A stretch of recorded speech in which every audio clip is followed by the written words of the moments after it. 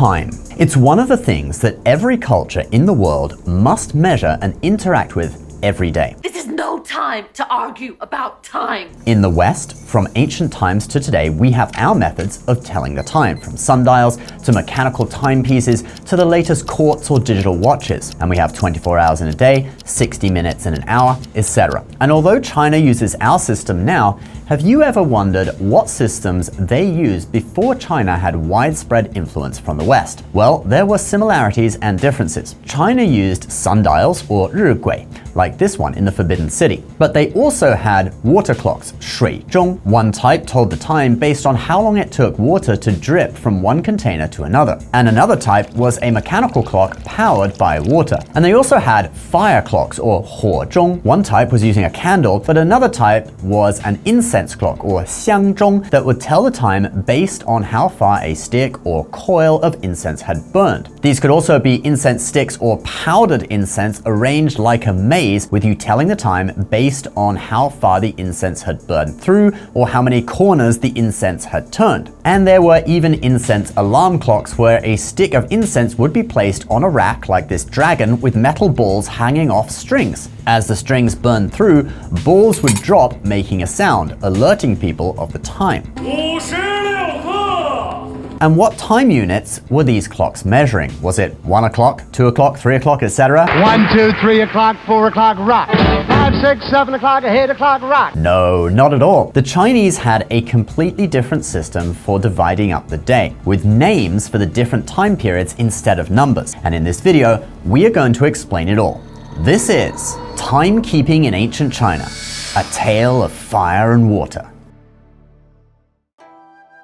So in traditional China, the day was split up into 12 shichen, and that means that each shichen equaled about 2 hours in modern Western timekeeping. In the early Han Dynasty, all the different shichen had names depending on what was going on at that time. So the first shichen started at what we would call 11 p.m. So it actually straddled the change in date from 11 p.m. to 1 a.m. and this was called 夜半, or midnight. The next one was 鸡鸣, the rooster crowing from 1 a.m. to 3 a.m. Sounds a little early, but you know, maybe the rooster crowed towards the end of this, like closer to 3. I don't know. I don't really know what time roosters crow. I assume it was sunrise, but whatever. Next we have 平淡, or daybreak, from 3 a.m. to 5 a.m. And I guess that's when the light started appearing in the sky. Then we have 日出, sunrise, from 5 to 7 a.m., which, yeah, that sounds about right, for a sunrise. Then it's 时时, which is eating time, from 7 a.m. to 9 a.m. Remember, the character 时 is the verb to eat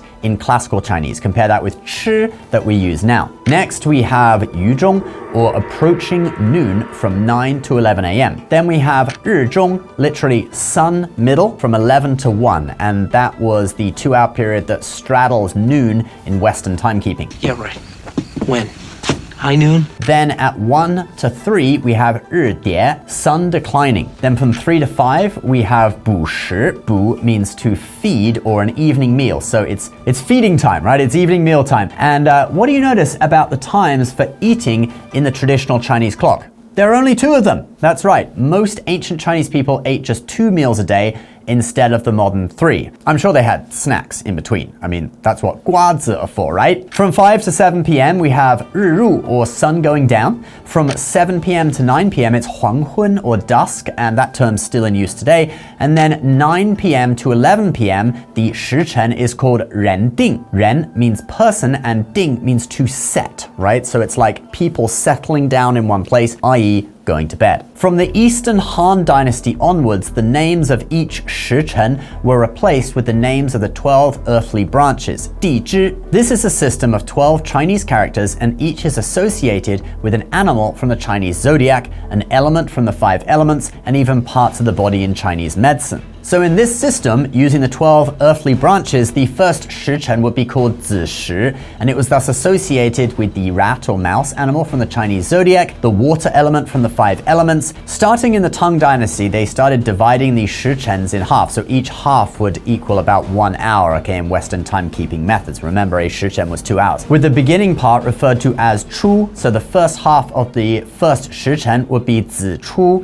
and the second half was referred to as zheng. So the second part would be zizheng in the case of the first 时辰. And this is also why people today call 1 hour, which is equal to half a 时辰, 小时 or small 时辰. There was also a smaller unit called 克. This word literally means to cut or to carve. So it indicated cutting marks or carving marks on a timekeeping apparatus like a sundial to mark units of time. You can see 克 as the smallest units on the outside of this dial here. The number of 克 in one day varied from 96 all the way up to 120 depending on the time period. The average was kind of about 100, and having 100 克 in one day works out at close to 15 minutes each. And in modern Chinese, 克 means 15 minutes or a quarter of an hour. So 10点一刻 means 10:15. Now, it's a little confusing since the amount of 克 per 时辰 involve fractions, since 100 doesn't evenly divide into 12 时辰. And so the amount of 克 in a day changed slightly over the years, but to simplify it, there were basically 8 whole 克 in one 时辰if you don't take into account a fraction. But these were two systems running in parallel until the Qing dynasty, where it really was changed to permanently 96 克 in a day, which makes it exactly 8 克 per 时辰, which you can see on this sundial, which is from the Qing dynasty. So to tell the time in ancient China, if you wanted to say 1:30 midnight, you could say either 子六克, which is the name of the first 时辰plus 6 克, or after they divided the 时辰in two toward the end of the Tang dynasty, it would be 子正二克, or the second half of the first 时辰plus 2 克. It's pretty easy once you get the hang of it. I was thinking actually, are there any watches that I can buy that show the time in traditional Chinese units? And I found this one online which shows the 12 时辰, each divided into 8 克, but it still shows the Western equivalent as well. But then I found this one that is more like a pure Chinese only watch, probably not great quality. I'd love if Rolex came out with something like this, right? A high quality Chinese 时辰 timepiece that didn't have a Western timekeeping element at all. I bet all those fuerdai people in China would love it. All right, so now you know how ancient Chinese people divided up time. What equipment did they use to keep track of it? They weren't wearing Rolexes, that's for sure. Let's look at it now. So the ancient Chinese basically used 3 ways of telling time: sundials, water clocks, and fire clocks, also called incense clocks. Chinese sundials are diagonally mounted with the pole in the middle at the same angle as the Earth's axis. So in the summer, you can tell the time by looking at the diagonally upward facing side, and in the winter, you use the other side that faces diagonally down. They would have the 时辰, the first and second half of the 时辰, and the 100 or the 96 克 carved on them. Water clocks, or 水钟, were also referred to as 漏克 or leaking 克, the same 克 as in the mark to measure time, okay? Here is a very early example from the Western Han Dynasty. It is a bronze vessel with a spout that water leaked out of at a constant rate. Inside of it were markings to measure 克out of the 100 or so克in a day. Actually, records of these water clocks from the Han Dynasty talk about it being 120 克in a day during the Han Dynasty. 漏克以120为度. The 漏克 has 120 markers. Here is another example where water drips from one vessel into another. It was basically the same principle as hourglasses using sand in the Middle East or Europe. If you knew the time it took water to drip through a hole, then you could use this method to keep time. Chinese people then expanded on their designs with water clocks with multiple containers that water would pass through. All right, let's now move on to something that is uniquely Chinese, and that is incense clocks.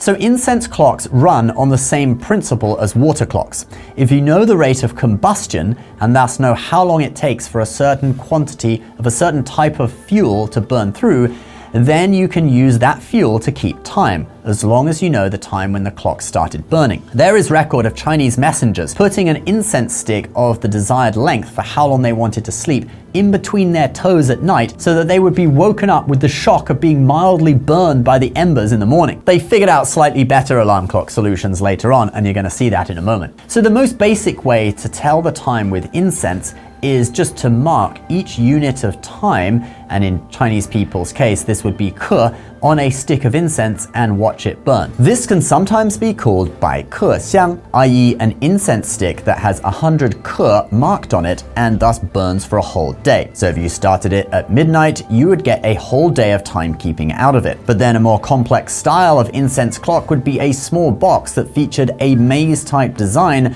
that you would fill with powdered incense. Each straight section before the incense turned a corner could represent a certain period of time, for example, 1 ke. You could also fill different sections with different types of incense so that when the smell changed, you knew a certain amount of time had passed. In addition, there were other clocks with multiple holes arranged in a linear pattern, and you could tell what time it was or how much time had passed by observing which hole the smoke was coming out of. But I know you really want to hear about the Chinese dragon incense alarm clock. The clock is featured in the show Chang'an 12时辰, which literally means Chang'an, the capital city of the Tang Dynasty, 12 shichens. So you could say 24 hours in Chang'an, or I think the official English name of the show was The Longest Day in Chang'an. Actually, on Baidu, the Chinese equivalent of Wikipedia, they say this clock is 一件由宋朝穿越到大唐的道具, or a prop that time traveled from the Song Dynasty to the Tang. So I guess it was actually a Song Dynasty invention, but anyway, this thing is called 火闹钟, or the fire alarm clock, and it can also be called 龙舟香漏, or the dragon boat incense clock, and it worked by laying an incense stick on this dragon's back with some very thin strings with metal balls attached to them laid over the incense, and when the incense burned down and touched a string, it burned through it, and the metal balls fell down onto a metal plate, making a sound alerting people of the time. In the TV show, they show the strings below the incense, but according to a book I read called The Trail of Time, Time Measurement in East Asia with Incense, they were on top. You can see that in this replica of the clock here, but maybe there were different styles. And there are actually many surviving examples of these clocks that you can see in museums. It is actually one of the really cool things from ancient China, and I'd love to have a replica in my house, or an original, that I could actually use. If you guys want to actually learn the 12 shichens, I'll put a link below, and you can actually get an app on your phone so that you can tell the time using ancient Chinese timekeeping. It really annoys my wife when she asks me the time and I'm like 47 克. But anyway, if you want to do that, I'll put a couple of links to iPhone apps down below. One of them has a widget so that you can actually have it on your phone's home screen. Like you just unlock your phone and the traditional Chinese time in Chinese characters is right there. If you actually open up the app as well, it'll have the pinyin as well and a little bit more details about exactly which 2 hours that shichen is. So if you want to study, you open the full app. But if you want to kind of test yourself or just know the time, once you know how to read the 12 shichens, you can just have a widget right there on the home screen. It's really cool. Anyway, link for that is down below. Not sponsored, nothing to do with me, just check it out, see if you like it. And guys, if you are interested in ancient cultures and myths and legends in other parts of the world, apart from China, then you have to check out our new channel, Secrets of the Ancients. We started this a few months ago, stopped for a while, but now it's back and it's going to continue. It's co-hosted by myself and Victoria, and she just came out with a video on legendary dragon slayers from history. They slayed Western dragons, okay, not Chinese ones. The Chinese ones are friendly. But anyway, it's really cool. I'll put a link to the video somewhere on screen now. You can click on it if you like, and there will be a link to the channel as well. So if you want, you can go in and check out some of the other videos. We've got about 5 or 6 videos on there. Anyway, please subscribe to this channel as well if you're new, and we'll see you in the next one. Bye-bye.